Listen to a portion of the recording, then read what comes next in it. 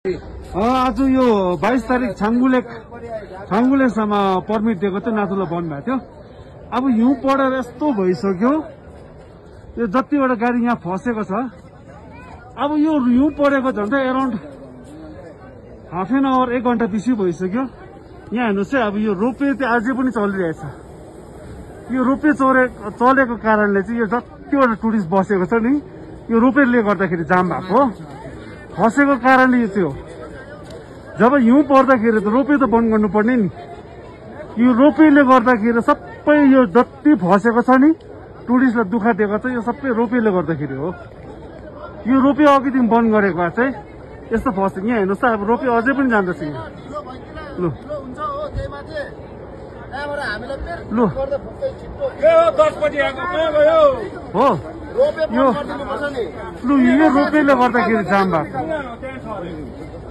होइन केटाहरू भन्नु त, यो रोपवेले गर्दा जाम भएको होइन। रोपवे बन्द भएको त यो गाडी सबै गइसक्थ्यो नि त, पुलिस माथिबाट निस्किसक्थ्यो। आज रातभरि गाडी यहाँ बसाएको हुन्छ है। यहाँ डल्लै जाम छ, तलती गाडी चिप्लिरहेछ हो। रोपवे अघि बन्द गरेको भए चाहिँ यो सबै गइसक्थ्यो नि त होइन।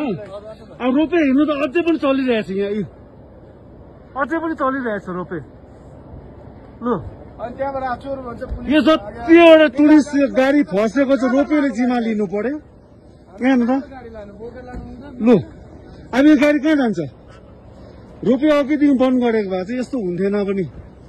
रोपवे अझै पनि चलिरहेछ। यिनीहरूले 2-3 पैसाको लागि क्यो लोभले सबैको लागि बुझ्नु पर्यो नि त। अब यो गाडी फसेको कारण यो गाडी रातभरि बस्छ है। यो जान्दैन, यो टुरिस्टहरू कहीँ जान्दैन, गान्तोकमा जान्दैन, आज यहाँ बस्छ।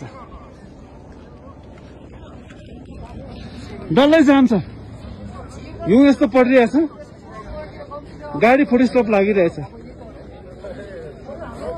होइन। के कसो यो रोपवेले गर्दाखेरि भएको होइन, रोपवेले गर्दाखेरि होइन। म चाहिँ लाउनु पर्छ भिडियो, हुँदैन अघि बन्द गर्नुपर्ने। डल्लै जाम छ। लु यो चाहिँ रोपवेले जिम्मा लिनु पर्यो। यो डल्लै फसेकोले गान्तोकमा टुरिस्टलाई पुर्याउने रोपवेले पुर्याउनु पर्यो। अब